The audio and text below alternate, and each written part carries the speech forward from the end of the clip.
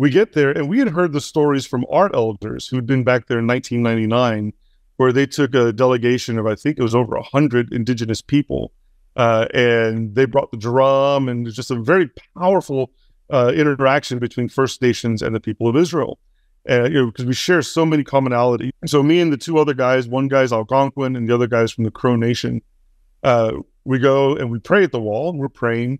And for whatever reason, when we finished praying, we decided to sing one of her tribe's very ancient songs.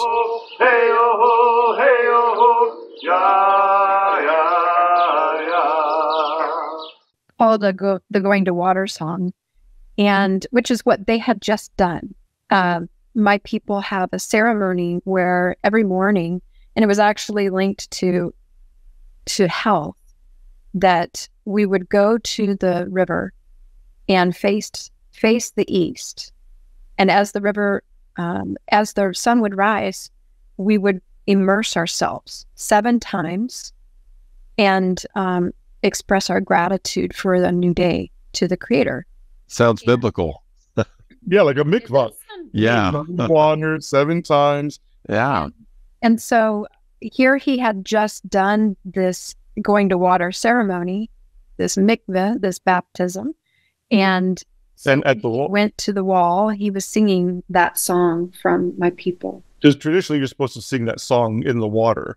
And, and so we're singing the song, and this rabbi walks up to us, and he asks us a few questions. And he's like, that song that you sang, it's a song from your tribe, yes? And we're like, yes, it was actually from my wife's tribe.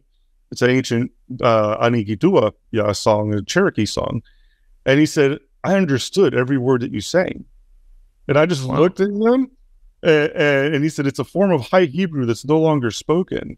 And so I respectfully asked for him to translate the song. I said, oh, well, can you translate? I'd like to hear the translation. He translated it perfectly. And by this time, 3 other rabbis show up, and we're surrounded by all these kids, all these 12-year-old Israeli kids that are doing their bar mitzvahs. And the rabbis are asking us, why are you in Jerusalem? Why are you here? And we said, because we all worship the God of Abraham, Isaac, and Jacob. And they're like, well, how can you know that's true? How do you know that?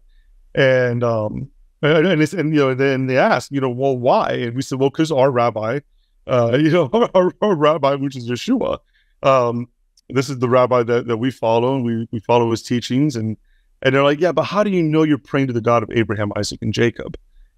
And so we started talking about some of our ancient native traditions, our tribal traditions, specifically our names for God in our language pre-colonial. And that's what we explained to the Jewish people, is that our people carried his name down in songs. And so incredible. It was always, you can hear all through the songs, Yahweh, Yah, which is Hebrew, Ehyeh.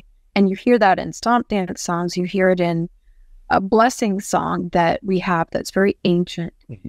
And you hear all the songs on the drum. And, so at this point, everybody's getting really excited. We're sharing some things, and they're just going off in Hebrew with each other.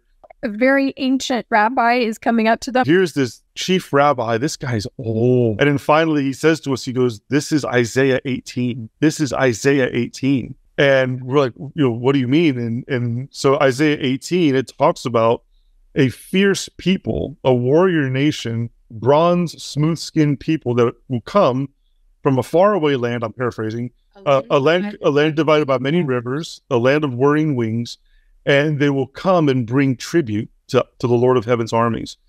And he says to us, among the rabbinical circles here in Israel, we believe this prophecy of Isaiah is talking about the Native Americans. And you being here right now in Jerusalem, worshiping the God of Abraham, Isaac, and Jacob, is a fulfillment of this prophecy. And we know that Messiah is at the gate. And when he says that, he reaches over and he grabs one of the drums. And this drum, I actually happen to have Lion of the Tribe of Judah on it. Totally against native protocol. Yeah. Yeah. In their land. This is to deny a blessing. Yeah. Yeah. So he grabs the drum and he starts beating the native hand drum. And everybody starts dancing, and they're singing, Messiah's coming, Messiah's coming. The Indians are in Jerusalem, Messiah's coming. And it was life, Messiah's coming soon.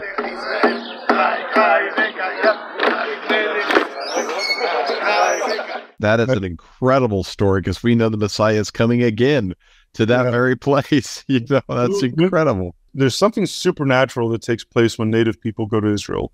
The indigenous people of Israel are the Jews of Judea. The history is deep and broad, and in many cases not known by many people.